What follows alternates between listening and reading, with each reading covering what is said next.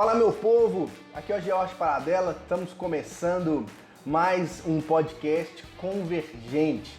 Nossa proposta aqui é sempre convergir ideias e reflexões acerca de religião, sociedade e cultura, sempre trazendo um amigo, um convidado para a gente refletir sobre um tema importante dos nossos dias. Hoje nós vamos falar sobre hermenêutica bíblica, então convido você a se conectar com a gente e vamos convergir.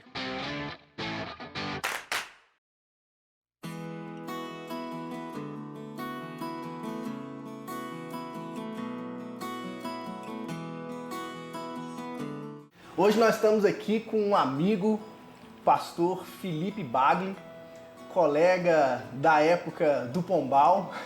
De longas datas, né? Pombal.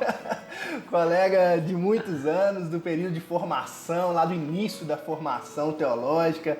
Muitos pastéis, né? Em São Bernardo do Campo. Muito caldo de cana, né? Eita.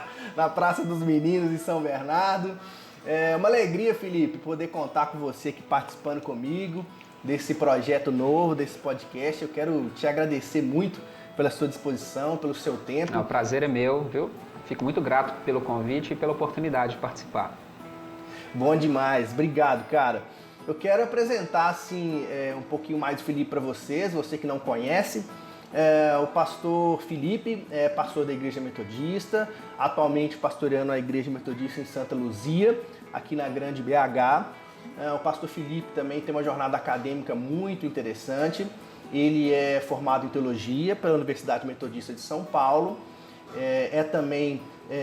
e tem formação de mestrado nas ciências da religião também lá na UMESP, com ênfase especificamente no Novo Testamento, focando ali no Evangelho de João, que foi a sua pesquisa ali no mestrado, e hoje está no doutorado aqui em Belo Horizonte, na FAGE, fazendo um doutorado em teologia, está no processo de formação lá com o CONIS, fazendo esse doutorado também muito bacana, muito conceituado, um dos melhores do Brasil, né? Conceito 6, né, Felipe?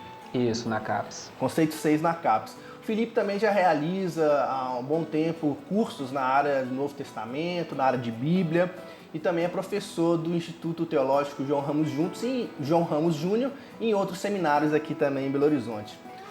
Vamos começar, Felipe? Vamos ter uma conversa aqui. Vamos lá. Vamos ter uma conversa hoje sobre hermenêutica bíblica, cara. Assim, excelente tema. A gente precisa disso aí, ainda mais nesses dias que a gente está usando a Bíblia para justificar coronavírus. Sim. Para fazer interpretações bem complicadas e equivocadas em relação ao nosso tempo, né, cara? A gente tem essa tendência, né, cara? Assim, quando acontece uma tragédia, acontece um fato extraordinário, na história sempre teve isso, né? Sempre teve interpretações bíblicas bem dúbias e bem complicadas assim para justificar o tempo, né? Como a Bíblia é um instrumento de sentido, né? Para trazer sentido, a religião faz isso e busca isso.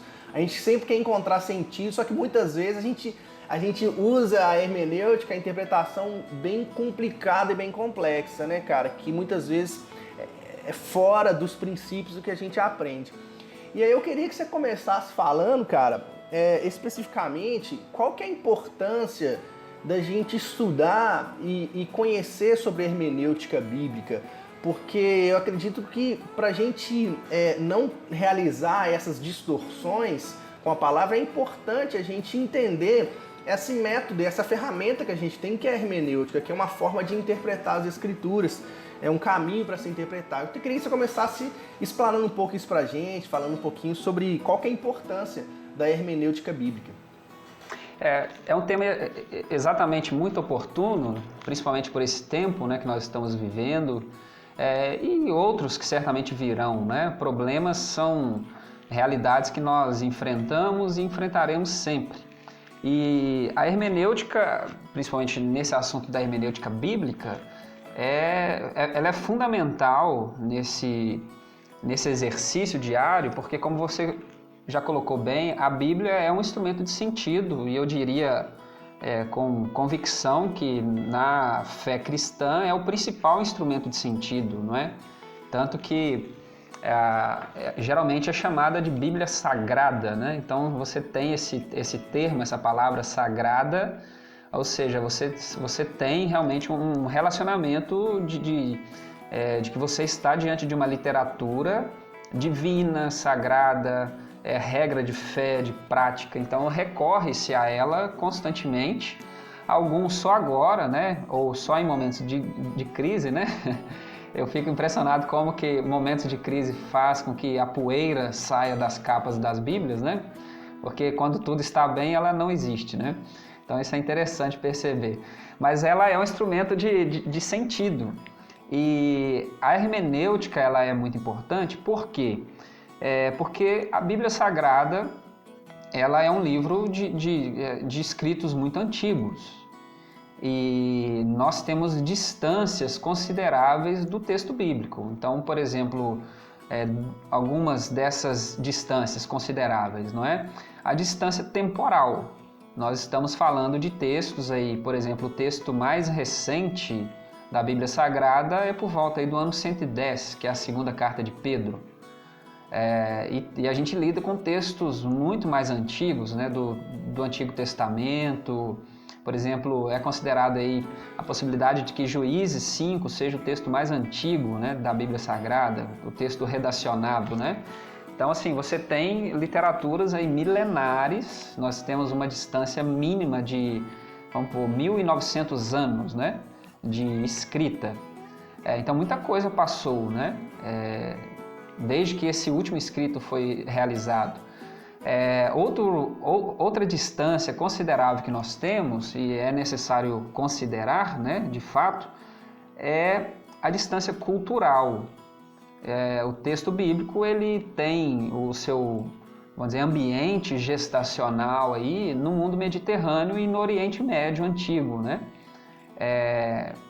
Ou seja, uma cultura completamente diferente, tradições, mentalidades. Então, só o fato de você ter 2 ou 3 idiomas na base da construção bíblica, que é o aramaico, o hebraico majoritariamente, e o grego, o chamado koiné. Então você tem praticamente 3 idiomas, mais influências, fragmentos aí, por exemplo, do latim. E você sabe que idioma é cultura. Por trás de um idioma vem resquícios da cultura, mentalidades. Ou seja, a hermenêutica ela é importante nesse sentido, porque eu sempre gosto de pensar que a hermenêutica ela é uma ponte. Ela é o que nos conecta, nesse caso específico, a significados do texto bíblico. Porque, apesar de nós crermos, né, nesse aspecto sacro da Bíblia, né, e nós como pastores nós temos essa base para a nossa fé, de que é a palavra de Deus, mas a gente precisa considerar que a Bíblia não foi escrita para nós, num primeiro momento. Ela teve um autor ou vários autores, destinatários específicos, problemas pontuais, e aí ela vai ganhando essa conotação porque ao longo da história ela vai sendo recepcionada, interpretada e retransmitida. Então a hermenêutica ela entra nesse aspecto, por quê? Porque a palavra hermenêutica quer dizer isso, interpretar, trazer sentido para quem ouve, para quem lê ou para o momento pontual. Então é complicado você pegar um texto de, por exemplo, 2000 anos atrás e aplicá-lo literalmente, porque a Bíblia, enquanto literatura, ela tem gênero literário, ela tem os aspectos da cultura. Então é importante você fazer essa interpretação, esse exercício, né, que é a hermenêutica, que é conectar a mensagem daquele texto, o significado principal daquele texto, que responda à sua atualidade. Então a gente fala que a Bíblia, nesse sentido, é um livro riquíssimo, porque vem de uma cultura polissêmica, uma cultura rica de significados, metáforas, imagens, e vai passando ao longo dos milênios aí, e chega na nossa mão. Então, sem uma boa hermenêutica, sem um bom exercício, fica impossível ler a Bíblia. Claro, você tem textos mais facilitados, mais objetivos, né? Mas a gente tem textos aí desafiadores, vamos dizer, a gente poderia chamá-los de criptografados, né? Assim, com mensagens desafiadoras. Não é que o autor, né? Porque tinha uma teoria até a respeito do Apocalipse, acho que vale a pena falar, que o Apocalipse ele é daquele jeito porque o autor estava preso, e aí para que a carta dele saísse, ele criptografou, e só os cristãos mais próximos dele entenderiam essa mensagem, os guardas ao ler não entenderiam nada. Mas não é isso, a linguagem da cultura era aquela, os símbolos, é criptografado para nós, e aí mostra a importância de quê? De se aproximar. Então eu diria que a hermenêutica ela funciona como uma ponte, né? Ela nos conecta ao tempo e o ambiente original, né, inicial, em que foi gestado esses textos, memórias, literaturas. Então, seria um pouco disso. É fundamental. Ler a Bíblia sem hermenêutica é impossível. É impossível. Legal demais, legal demais. Gostei disso, isso, cara. Né? Gostei dessa ideia da hermenêutica como uma ponte, né? Eu acho que esclarece bem, assim, o que e a importância. Porque realmente, cara, assim, eu sempre falo isso aqui na igreja e sempre que a gente conversa sobre a Bíblia, eu faço questão de destacar isso, assim, o texto bíblico é um texto difícil, não é um texto muito difícil, raso, né, cara? É um texto realmente importante, não apenas como regra de fé, como é para nós, mas sim, importante na história, como literatura. Sem dúvida. E realmente é um texto difícil de se ler e que realmente é importante demais ter essa ponte. Se a gente não tem essa ponte, a pessoa fica boiando, assim, se a gente não compreende toda essa conexão que você colocou, cara, ela realmente vai assim, boiar no texto. Eu sempre vejo aqui na igreja, tem alguns irmãos que chegam perto de mim e falam assim, pô, pastor, eu leio tal texto, mas eu parei porque eu não estava entendendo nada, eu não compreendia as falas, a linguagem, eu não conseguia conectar. E aí o papel, assim, das lideranças religiosas que utilizam e devem utilizar da hermenêutica é realmente fazer também essa ponte da Bíblia com as pessoas, né, cara? Assim, para que ela possa se conectar com esse mundo, compreender. Realmente é algo fundamental, assim, né, cara?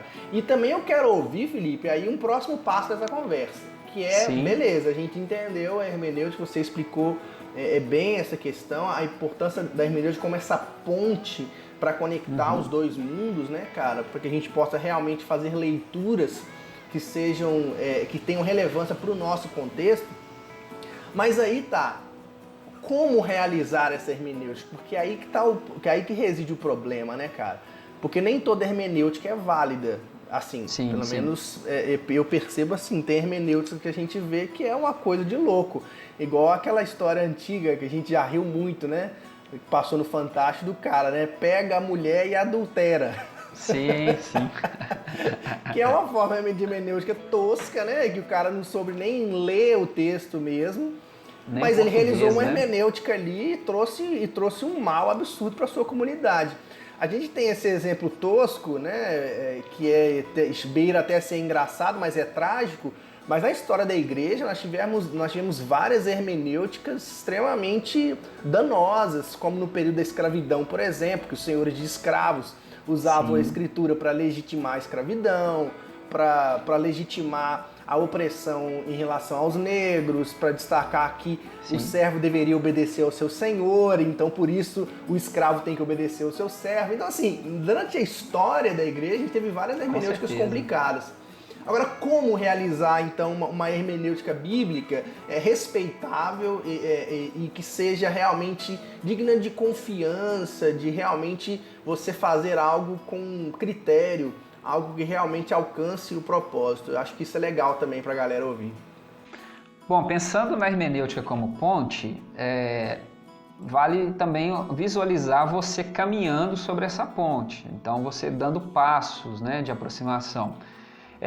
E eu acho que alguns passos são fundamentais nesse exercício. Primeira coisa que eu acho que a gente tem que colocar é que fazer hermenêutica nunca é fácil. Nunca é fácil. porque a hermenêutica ela responsabiliza quem faz, né? E a gente sabe da força da hermenêutica. Recentemente eu estava dando uma aula, um curso, exatamente uma aula sobre Bíblia, e falando da importância da tradição oral para a formação dos textos bíblicos, e que na antiguidade a tradição oral ela era tão forte quanto a tradição literária. E a pessoa dizendo que hoje isso passou. Eu falei, tem certeza? A pessoa falou, não, passou. Eu falei, não passou. Aí eu, como assim? Eu falei, eu vou te dar um exemplo. Por exemplo, no culto, tradicionalmente, o pregador, né, o pastor, pastora, a pessoa que está na responsabilidade da palavra, ela abre o texto bíblico, lê, gasta aí, no máximo 1 minuto, quando lê muito, né, 1 minuto e meio, lendo uma perícope, ora, fecha a Bíblia e fala 40. Não é assim? Você assim mesmo. percebe que nós temos a Bíblia na mão, nós temos o livro, nós temos acesso à literatura, mas você percebe que ainda no nosso meio, a tradição oral, que é uma tradição de hermenêutica, ela é muito forte, porque você lê um texto, né, de 1 minuto e fala 40 minutos em cima daquele texto, trazendo o quê? Significados, interpretações e tudo. Então, eu acho que é um trabalho desafiador e de muita responsabilidade. Mas alguns passos são muito importantes. Por exemplo, você buscar ler a respeito de hermenêutica, ler a respeito também de uma ferramenta da hermenêutica, né, que é a exegese, não é? Exegese vamos dizer, é um método ou os passos que você realiza para a produção da hermenêutica, né? Então, aspectos como analisar a tradição bíblica, analisar o gênero literário daquele texto, buscar a questão dos destinatários, autoria, o problema vivencial por trás daquele texto, porque algo que a gente precisa pensar é que Bíblia, ela é resposta de fé. Então, você precisa ter alguns princípios bem estabelecidos, né? Sobre o que é a Bíblia. A Bíblia não é um livro de história, não é um livro de ciência, não é biografia. Por mais que ela contenha resquícios desses elementos, a Bíblia é um livro de fé e é uma resposta de fé a situações vivenciais e concretas. Então, primeiro é você ter um bom entendimento do livro que você está usando, porque é diferente. Por exemplo, se você pega um livro de receitas, você está usando um livro de receitas, o produto final daquilo ali é fazer um bolo, uma carne, né? Se você pega uma receita médica, é uma orientação para que você vá à farmácia, compre aquele medicamento. Mas quando você abre, por exemplo, a Bíblia, ela não está discutindo ciência, criacionismo, evolucionismo, e a gente percebe pessoas perdendo, tá? Aí, desculpa a minha ousadia, né? Perdendo tempo de usar a Bíblia para discutir criacionismo, evolucionismo, enfim, tantos assuntos que são secundários na Bíblia Sagrada. A Bíblia ela não está preocupada com isso, porque não é a pergunta principal, motivadora daquele texto. As crises bíblicas são de fé. Então você pode, lógico, usar e tal, mas sabendo que isso é secundário, resquícios, né? Está em 3º, 4º, 5º, 20º plano, né? Vamos dizer assim. Mas as questões são respostas. Então, acho que uma grande pergunta que a gente tem que fazer a que perguntas essas respostas, esses textos bíblicos estão respondendo inicialmente. Porque se a gente não tem isso com muita nitidez, a gente vai ficar usando o texto bíblico para qualquer coisa. Se você tem uma resposta e não sabe a que pergunta essa resposta está conectada, ela serve para qualquer coisa. Então você precisa conhecer um pouco desse ambiente. Aí é o que nós chamamos, vamos dizer academicamente, de métodos diacrônicos, que é você situar o texto no tempo longo, né? As tradições por trás daquele texto, os símbolos, a ressignificação, Um exemplo que eu sempre gosto de dar, João Batista, quando vê Jesus, ele aponta o dedo e fala assim: eis o Cordeiro de Deus que tira o pecado do mundo. O que João Batista está fazendo é uma hermenêutica. Você tem, na tradição de Israel, a memória do Êxodo, a memória da instituição da Páscoa judaica, de se imolar o cordeiro, de manchar os umbrais das portas com sangue, para que a morte não alcance e a vida permaneça, e isso possibilite uma nova vida de liberdade. Aí João Batista vê Jesus e fala que ele é o Cordeiro de Deus que tira o pecado do mundo.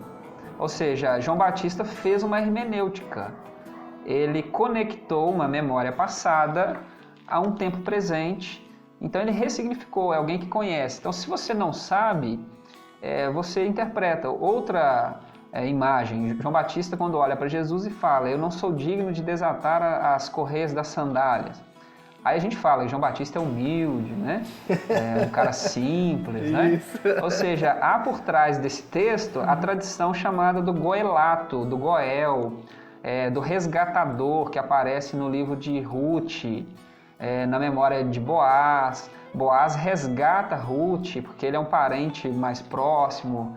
Então tem todo um jogo, porque tinha um resgatador na fila, e aí quando Boaz negocia com ele, esse resgatador primário entrega as sandálias para Boaz, que era um símbolo, né, de passar o direito. Ou seja, João Batista não tem o direito de resgatar a noiva, de resgatar a pessoa. Então, ou seja, é uma discussão jurídica da fé. Ou seja, são exemplos pequenos, mas você consegue identificar a partir dessas discussões chamadas diacrônicas, né? Ou seja, ao longo do tempo. E as questões sincrônicas, o que é isso? As coisas de perto. Um problema que a gente tem, pastor, que eu vejo é que nós queremos conversar, interpretar o texto bíblico e nós nem lemos o texto bíblico. Nossa, isso aí... Eu tenho percebido isso na vida da igreja, nos seminários, né, nas conversas, que nós conversamos a partir de interpretações já colocadas. Entende? É aquela famosa história. É aquela famosa história do seminarista que vai fazer o sermão, né? Ele fala: o sermão está prontinho, só falta o texto bíblico. Exatamente, né?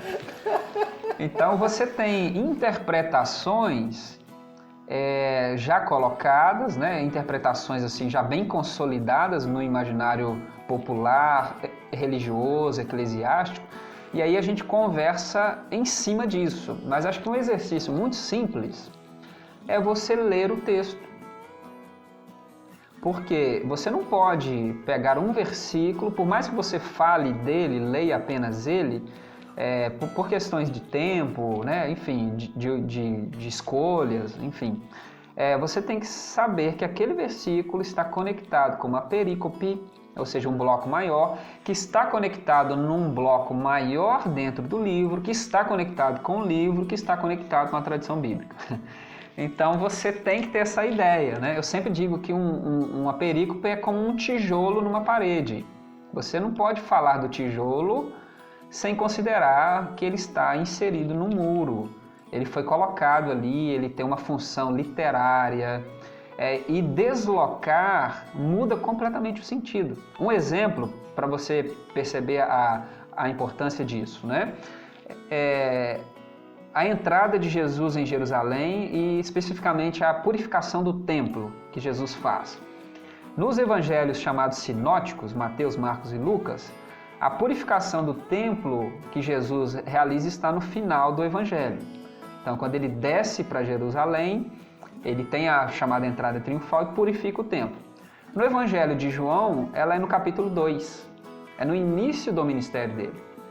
Então, qual é a função literária de João ao deslocar essa memória para o início do ministério? Qual é a mensagem? Qual é a radicalidade? Qual é a intenção?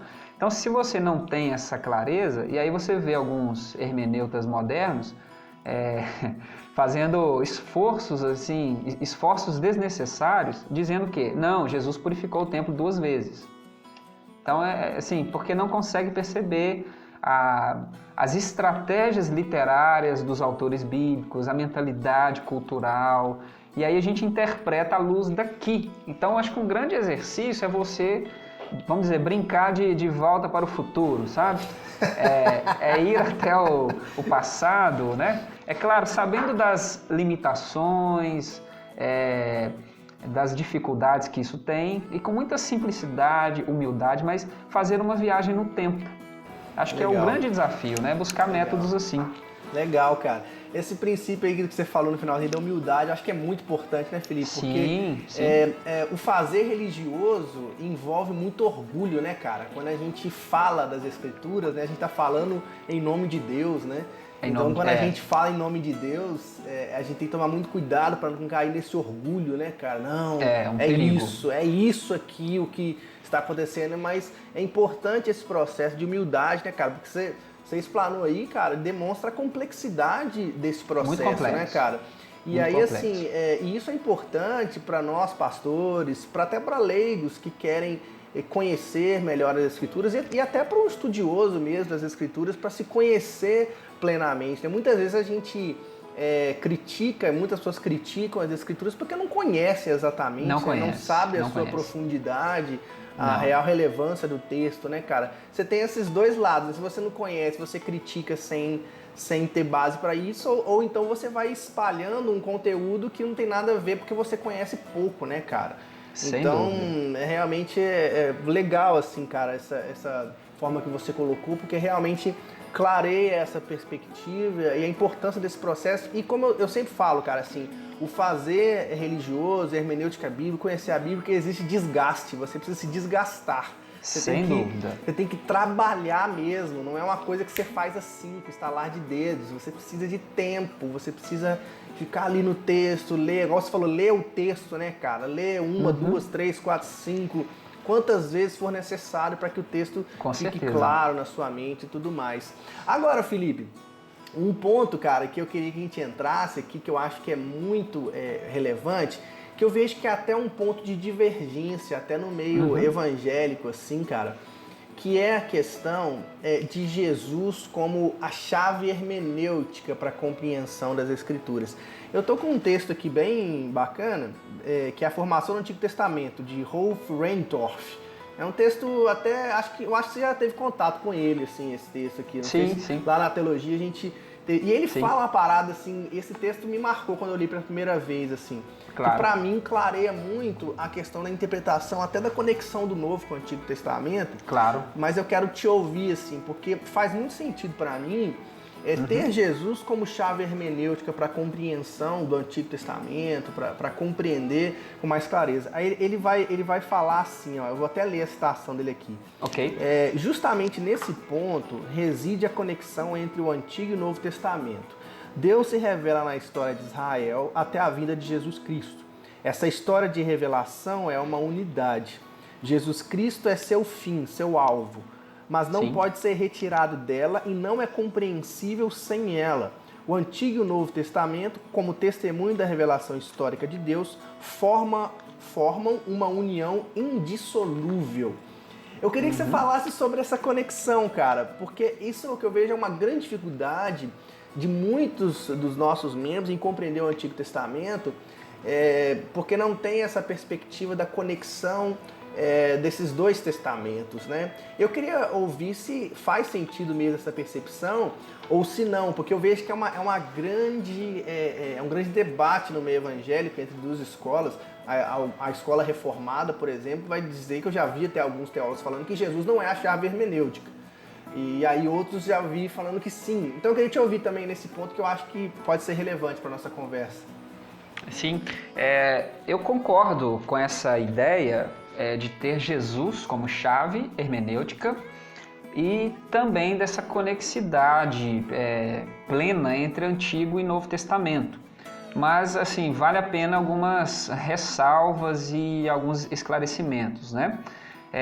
Primeira coisa importante é a gente perceber que na tradição cristã, e aí vai ser o marco, né? Que vai deliberar mesmo o rompimento pleno entre judaísmo e cristianismo, que se dá aí por volta do ano 80 do primeiro século. Porque muitas pessoas pensam que Jesus morreu, ao ressuscitar, a primeira coisa que ele fez foi no cartório registrar a igreja, né? Então ele começou a igreja na segunda-feira, né? Já que o cartório não abre no domingo, né? E aí depois que ele passou a procuração para Pedro, ele foi embora. Né? Mas o que as pessoas às vezes não têm uma dimensão é que os primeiros cristãs, se identificavam como judeus que estavam vivendo um tempo de renovação da fé, ou seja, em Jesus eles encontraram o sentido da história, da profecia, dos eventos que haviam acontecido até então. Então Jesus foi a grande reviravolta na compreensão da própria lei, da história, da profecia de Israel. Então não tem como você pensar, né, por exemplo, até a produção literária posterior a Jesus, sem ter Jesus como centralidade, porque esse é o grande ponto de divergência entre judaísmo e cristianismo. Porque se você comparar a Bíblia hebraica, não é? A chamada Tanakh, a Bíblia hebraica, Torá, os profetas e os escritos, né? A Torá, Nebiim e Ketubim, a chamada Tanakh, e comparar, por exemplo, com a Septuaginta, que vai ser a literatura base para o cristianismo, um fator é essencial e nós às vezes não consideramos isso nos nossos estudos, que é a organização da lista de livros. Então eu não sei se você já parou para pensar nisso ou já leu algo, né? Mas eu acredito que grande parte das pessoas não sabem disso ou nunca se atentaram. Por que aquela lista, né? Por que a lista, por exemplo, do Antigo Testamento, do judaísmo é diferente do Novo Testamento, do cristianismo, aliás. E você vai perceber que é justamente a perspectiva messiânica que é o grande diferencial. Por quê? A Tanakh, a Bíblia hebraica, ela vai se configurar oficialmente no final do primeiro século. Por quê?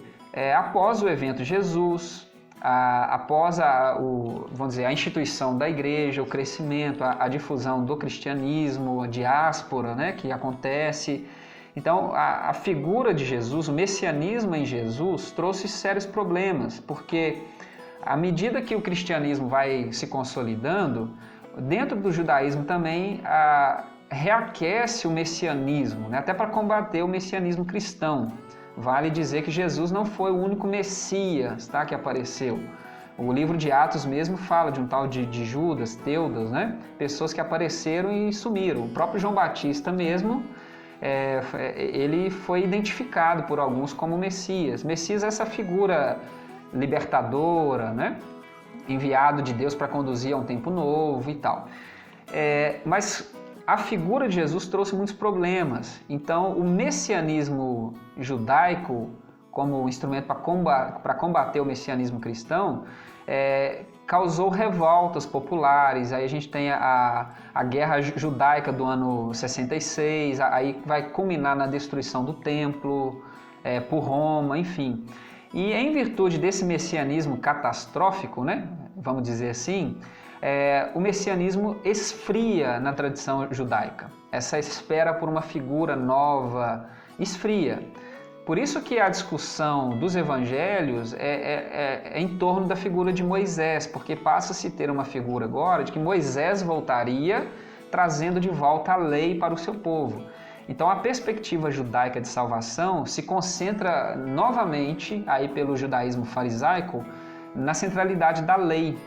Então, a Bíblia hebraica ela tem uma forte ênfase ao retorno à lei.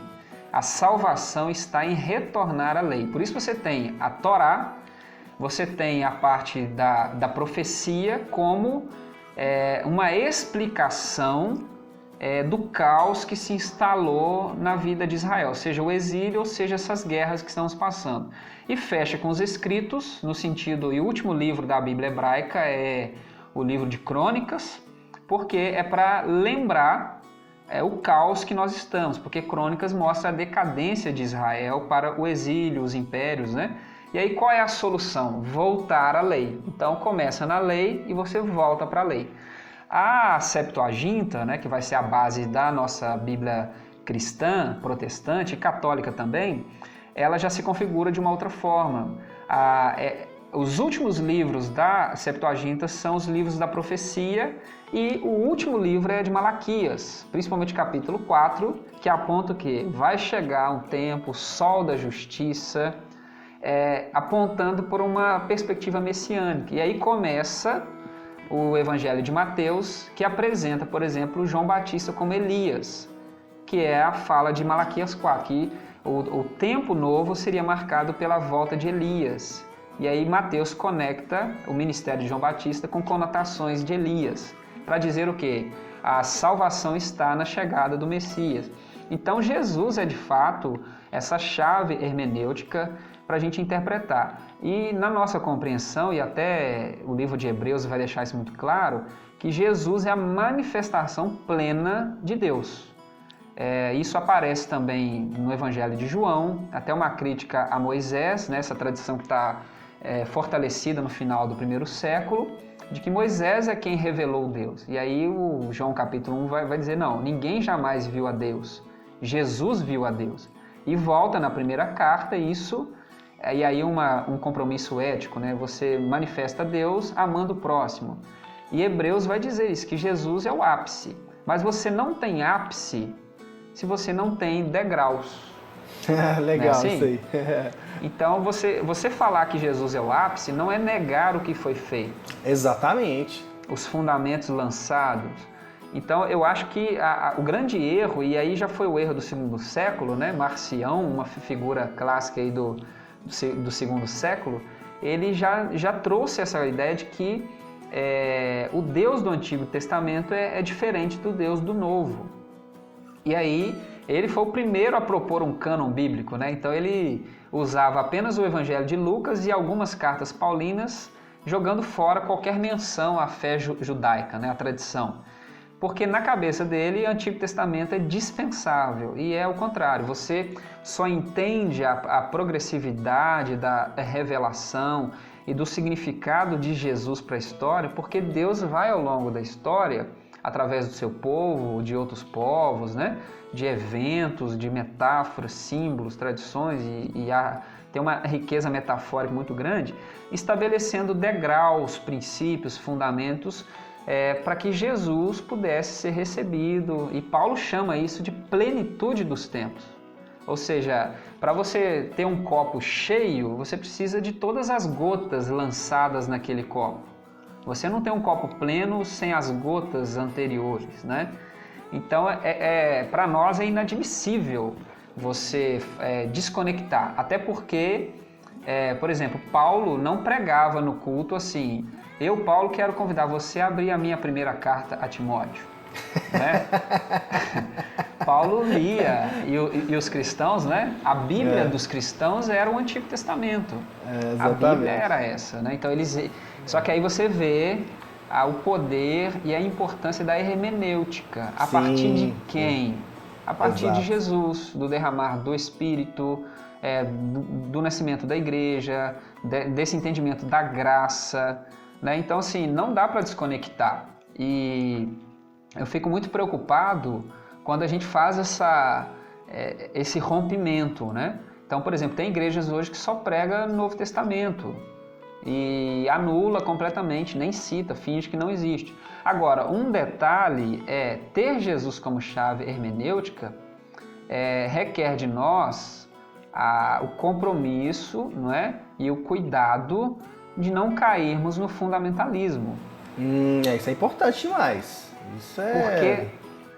Porque textos do Antigo Testamento, se a gente não tem Jesus, o Evangelho, e também a respeitar a limitação revelatória do momento, a compreensão do momento, né, em que esse texto vem, a dinâmica de cultura, de religião, a gente corre um risco, e aí sim, tendo uma leitura superficial, dá para a gente claramente dizer, parece que o Deus do Antigo Testamento não é o mesmo do Novo.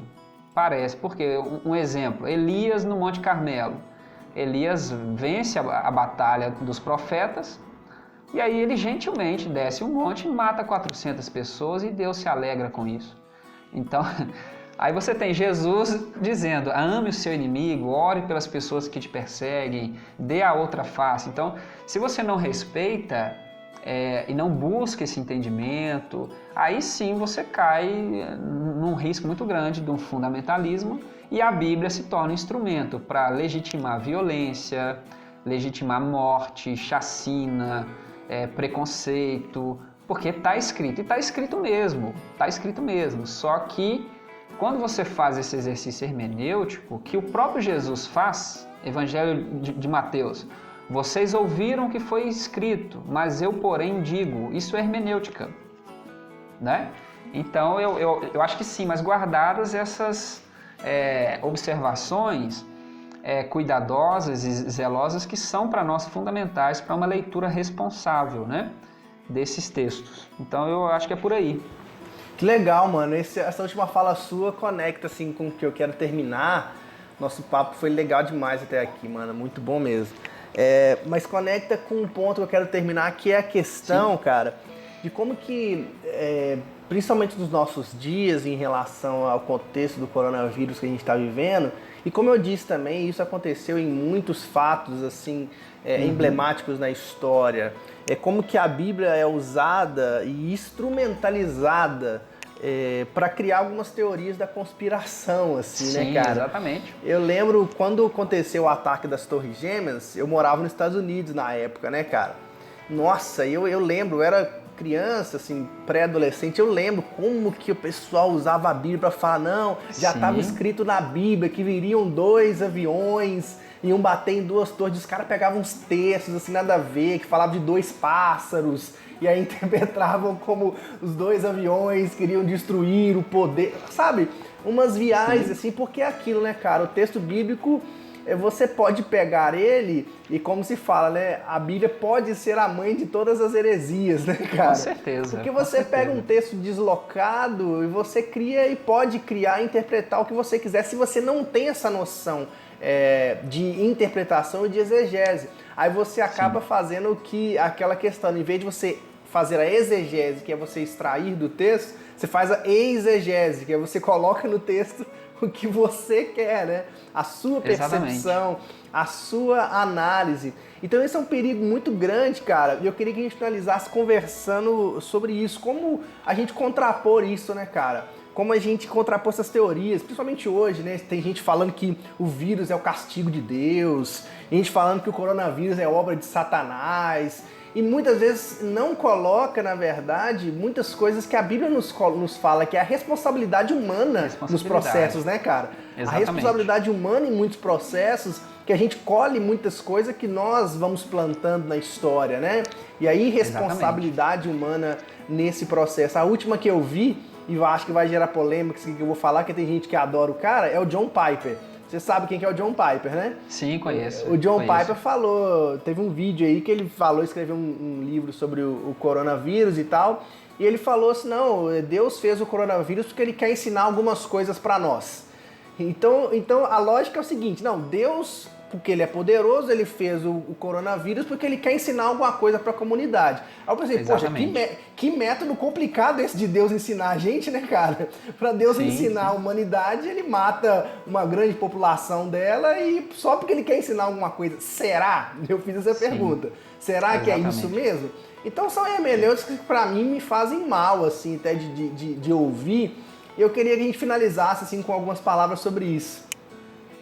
Eu acho que um grande desafio, e eu particularmente tenho pensado muito nisso, e sou pastor e tenho falado bastante disso na comunidade em que eu estou atualmente, é que a gente precisa tomar muito cuidado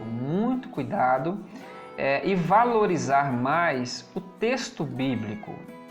É algo que hoje é muito negligenciado, não é? É a leitura do texto bíblico, sabe? A leitura simples, básica, devocional, porque hoje a gente mais lê a respeito da Bíblia do que a própria Bíblia. Isso é um problema muito sério. E por que isso é sério? Ao longo da história, por conta dessa tradição oral ser mais difundida, fluida, né? É muito mais fácil você ouvir alguém do que ler alguma coisa, isso até hoje, né? É muito mais fácil você sentar e ver um vídeo do que você pegar 20 páginas e ler, até hoje. Então você imagina na antiguidade, não é verdade? Então a oralidade sempre foi mais forte, ela sempre teve mais capacidade de eco na sociedade. Seja também com imagens, com música, então a oralidade está por aí, é uma conversa. E o que eu percebo? Que a oralidade, as hermenêuticas, elas sobreporam o texto bíblico.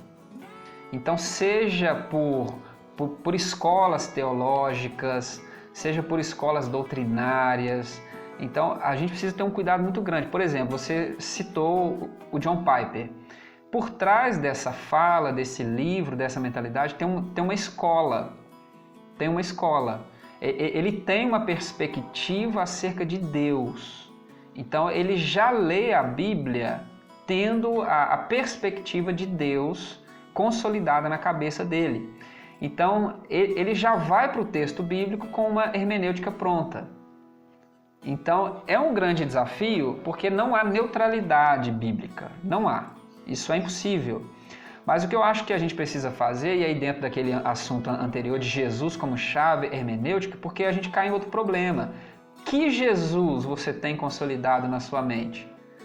Entende? Porque os próprios evangelhos, as cartas de Paulo, Apocalipse, você vai percebendo facetas de Jesus. Porque são textos escritos em momentos diferentes, situações. Então, o que eu acho que a gente precisa muito é diferenciar hermenêuticas, interpretações, oralidade do texto bíblico. E a gente ter um resgate urgente da leitura bíblica, a gente dominar o texto bíblico na sua simplicidade, porque é muito interessante, porque quando a gente fala dessas questões, a pessoa que nos ouve agora, ela pode ter uma impressão assim: então eu preciso fazer uma faculdade de teologia, mestrado, doutorado, aí eu poderei interpretar a Bíblia. Não, eu tenho percebido que se nós lêssemos mais a Bíblia, perceberíamos como que a própria Bíblia, a própria leitura sincera, exaustiva, trabalhosa, compromissada e atenta, vai nos ajudar a ver que nós falamos besteiras demais. Não é verdade? É verdade. Que a gente interpreta. A gente esbarra num aspecto aí, cara, você falou uma coisa fundamental. A gente esbarra no aspecto cultural do nosso país, né? Que é a pouca leitura, né, cara? Pouca leitura. Que é a preguiça da leitura, ou às vezes até a falta da introdução do jovem, da criança, para criar o gosto pela leitura, né, cara? Exatamente, exatamente. E aí você vê imagens, assim, por exemplo, eu estava lendo sobre Apocalipse ontem mesmo. No século II, preste atenção, no século II, alguns pais da igreja, como Orígenes, já criticava a igreja e algumas pessoas por fazer uma leitura fundamentalista e materialista do Apocalipse, no sentido de identificar eventos históricos, cronológicos, como descrições da narrativa apocalíptica, né? Então, de identificar nas figuras históricas, eventos naturais, a correspondência com o texto bíblico, século II. Então é um problema velho, né, Felipe? É um problema antigo. É velho. Então a gente percebe, né, a dificuldade, essa pressa, e por trás dessa tentativa nossa de mapear as ações de Deus, há um pecado muito grande. Há um pecado muito grande, porque a Bíblia Sagrada condena veementemente a tentativa humana de controlar o tempo e as ações de Deus. Uma parábola que a gente lê muito errado é a parábola das 10 virgens, né? Que 5 estão preparadas, outras 5 não. E a grande discussão desse texto, assim, resumidamente falando, por que 5 não estavam preparadas para a chegada do noivo? É porque elas estavam tentando controlar o tempo da chegada, mapear o tempo. E como elas não estavam na dinâmica do kairos, ou seja, elas não estavam na dependência do kairos, elas acharam que o que tinham dava, e não se preocuparam. Elas andaram no tempo próprio, na tentativa de mapear a chegada, ver os indícios e ficaram para fora, porque isso é um pecado grande, você tentar. E Jesus vai dizer claramente, só o Pai sabe a hora. Então eu falo, ou seja, eu não estou trazendo nenhum comentário, né, de um autor alemão, dos Estados Unidos, não, é a Bíblia. Então, certos textos, uma simples leitura atenta, você perceber conexões, saber que a própria Bíblia faz conexão com a Bíblia, reinterpreta, isso está lá. E aí, se a gente lesse com mais humildade, atenção, a gente conseguiria saber, olha, isso que o fulano de tal está falando é uma interpretação. Porque o texto bíblico não fala isso. Por exemplo, onde na Bíblia Sagrada está escrito que o 666 é o chip? Onde está escrito? Não está escrito que o anticristo é o Papa, que não sei o quê. E aí, onde está escrito isso? Não está. São hermenêuticas, são interpretações. Então, pode ser que seja? Talvez, não sei. Mas eu digo assim, não está lá. Não está lá.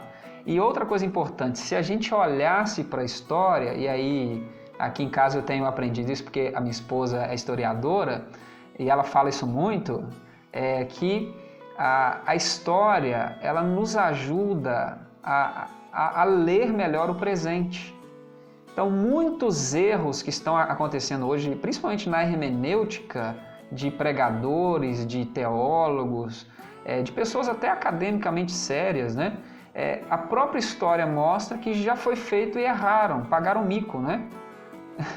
Então, assim, se a gente tivesse uma consciência histórica, a gente aprenderia melhor com os erros passados para a gente poder fazer melhor.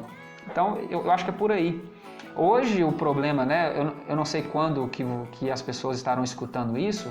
Hoje o problema é do coronavírus.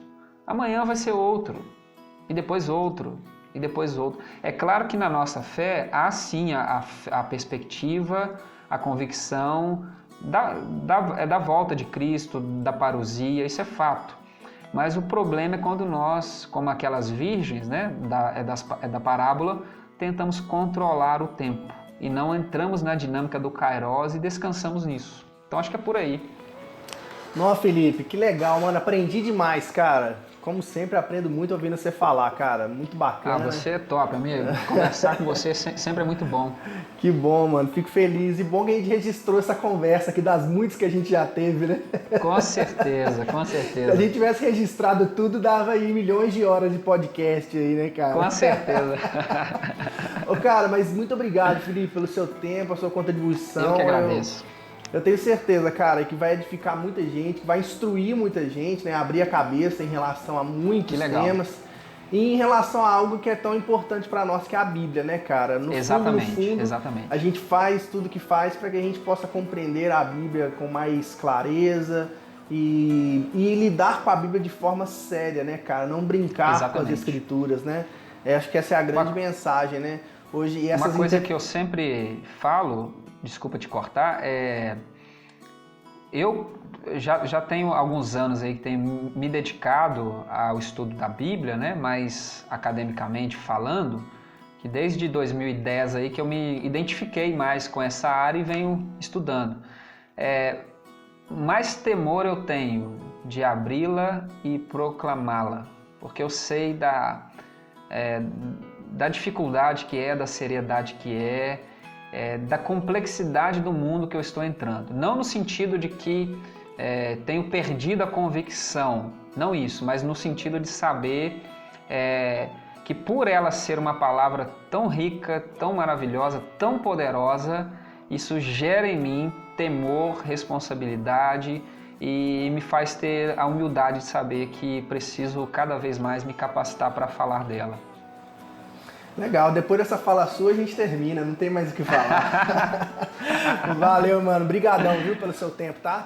Amigo, obrigado, tá? E um abraço a todos e todas aí que estão ouvindo. Eu espero de coração que isso nos ajude realmente a nos apaixonar ainda mais pela Bíblia, que para nós, com certeza, pelo menos para mim e para o George, que é o que eu sei, é de fato a palavra de Deus que traz vida e jamais poderá ser usada para outro instrumento que não seja para promover a vida.